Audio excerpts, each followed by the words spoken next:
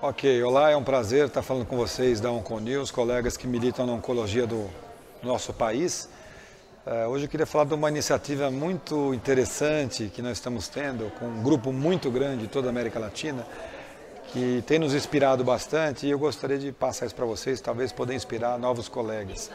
O que acontece é o seguinte: a gente milita nessa área de oncologia, de ensino, de pesquisa, de pós-graduação, e quase tudo que a gente pesquisa, a gente lê, são dados do mundo desenvolvido, da Europa, dos Estados Unidos, e os dados que nós temos do Brasil, da América Latina, são poucos, são escassos, são imprecisos. Então, isso se deve a uma série de problemas que todos nós já sabemos, mas hoje nós estamos numa geração já, que não só aqui no Brasil, mas quase todos os nossos países, tem os colegas que vão para fora, fazem fellow, fazem pós-doc, voltam, estão trabalhando. Então são pessoas que têm conhecimento, têm potencial, têm vontade. Mas o que acontece é que não estão habituados ou não encontram o apoio nas instituições. E por quê? Porque a instituição latino-americana não tem experiência, como a gente fala, not skilled, né? Não está acostumada em trabalhar em grupos multicêntricos, grupos colaborativos internacionais. E em oncologia,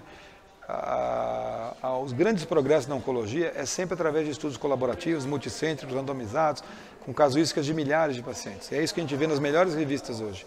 E por isso fica ainda mais difícil o latino-americano publicar e chegar lá e atingir essas revistas.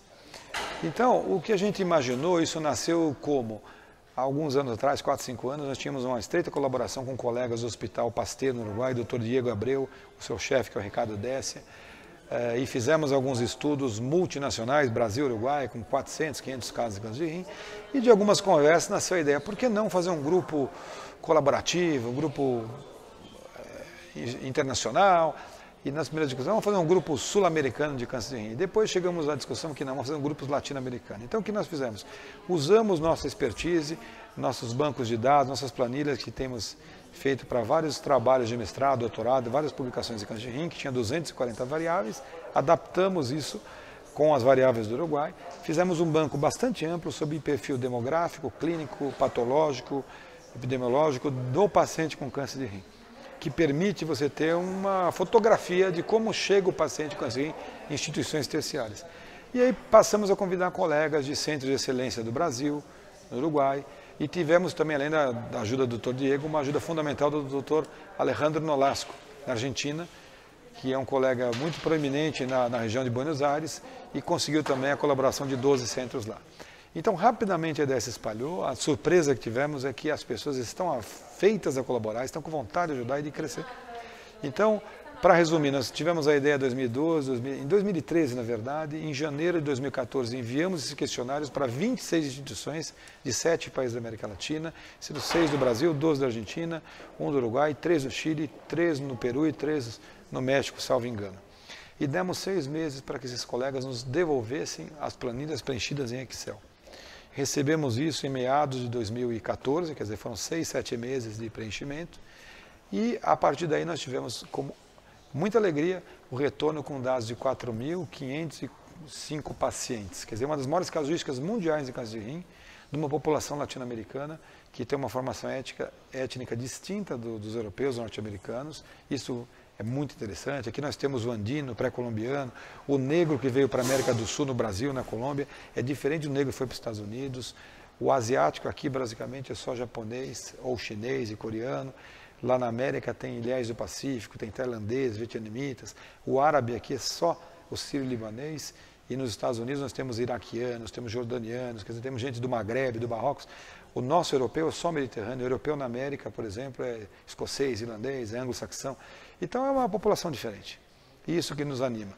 Então nós tivemos o resultado de 4.500 pacientes, pudemos compilar, passar isso para uma tábua de SPSS, que é um programa estatístico, com a ajuda dos nossos pós-graduandos. Eu queria agradecer aqui o Deus Edith, o Daniel, o Walter, que são colegas que trabalham conosco, ajudaram muito nisso. E isso resultou num grande trabalho que nós apresentamos em primeira mão no Congresso Americano de Urologia no Uruguai, em Punta del Este, em novembro, e numa jornada muito importante com os maiores patologistas do mundo de rim, aqui no Hospital AC Camargo. E nós mostramos dados de 3.600 pacientes que eram elegíveis para essa pesquisa e coisas muito curiosas. Mostramos que as taxas de invasão de veia cava, de metástase linfonodal, adrenal, invasão de veia renal, de padrão sarcomatóide são muito similares às das outras publicações mundiais, que nós temos menos tumores metastáticos que os norte-americanos. Vimos quantos pacientes estão sob observação vigilante. A observação vigilante é mais feita na Argentina e no Brasil, e não é feita no México e no Chile, por exemplo. A small renal mass, a pequena massa renal, curiosamente, ela é menor no Chile, onde os pacientes são mais jovens do que nos outros países. Nós temos dados de complicações cirúrgicas, de tempo de nefrectomia, de isquemia, de quantas cirurgias radicais parciais. Temos talvez hoje um dos maiores bancos de dados do mundo de metástase linfonodal, avaliáveis quanto se fez ou não linfadenectomia em 2.600 pacientes. Linfonodos para estudo comprometidos em 560 e linfonodos negativos em 2.000 e tantos pacientes. Então, é uma série muito grande. Temos dados curiosíssimos, por exemplo, embora fumar seja um fator de risco para ter câncer de rim, nós investigamos se o fumante ou ex-fumante teriam tumores de maior agressividade. Isso não foi comprovado no estudo. Outra coisa curiosa, ser obeso ou estar em sobrepeso, ter um IMC elevado é um fator de risco para câncer de rim. E nessa população nós investigamos o obeso, sobrepeso, obeso mórbido, a pessoa normal e a pessoa underweight, ou seja, muito magra. E curiosamente, o obeso e o muito magro tiveram taxa de sobrevida global e câncer específica melhor do que a pessoa normal. E depois nós comparamos o obeso e o sobrepeso versus o magro e o muito magro, o normal e o muito magro. E, novamente, obeso e sobrepeso tiveram taxas melhores. Que são dados provocativos, dados novos, têm que ser melhor elucidados, mas que mostram o poder desse banco e mostram como isso pode aguçar a curiosidade de todos nós, entre uma série de coisas. Não adianta ter só dados, esses dados são crus, não tem revisão patológica. Então nós precisamos de um apoio dos patologistas. Nós encontramos um grande apoio com um grupo de patologistas latino-americanos, liderado pela nossa colega a doutora Isabela Werneck da Cunha da AC Camargo, que angariou com todos os colegas do Brasil, da Argentina, do Uruguai, colaboração do México, do Chile. Eles estão muito estimulados, têm dado uma contrapartida fantástica conosco, tiveram encontros, já tiveram uma reunião em Buenos Aires em setembro do ano passado, tivemos agora recente aqui em São Paulo, e além da ajuda desses colegas, nós temos colaborações internacionais, como o colega da Hopkins, o Dr. Jorge Neto, o Dr. Kirill de Calgary, a professora Maria Merino, do NCI, NIH, em Bethesda. Quer dizer, essas pessoas estão ávidas por ajudar nos casos difíceis, nos casos inclassificáveis, no auxílio de proteômica, genômica e coisas desse tipo. Então, qual é o nosso passo agora? Qual é o passo do LARC? Agora, nós temos os dados do primeiro round. Esses patologistas já estão trabalhando e estão reclassificando todos os 4.000 casos segundo as normas da ISUP 2012 de Vancouver. Nós já temos 900 e poucos casos já revisados e catalogados pelo nosso grupo com a doutora Isabela.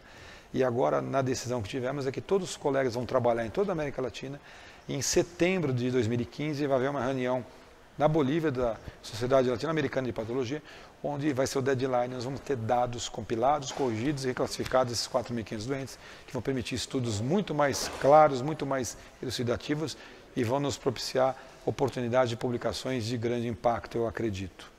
Quais são os próximos passos? Isso é uma pequena amostra. Vamos incorporar oncologistas clínicos. Nós estamos indo para o segundo round do LARC. Ou seja, nós enxugamos aquele banco com 250 variáveis, muitas não há dados, não há interesse dos colegas, reduzimos para 150 e adicionamos agora, tivemos a adesão de mais 26 centros, nós temos 42 centros, alguns mais do Chile, alguns 2 da Bolívia, mais alguns 2 ou 3 no México.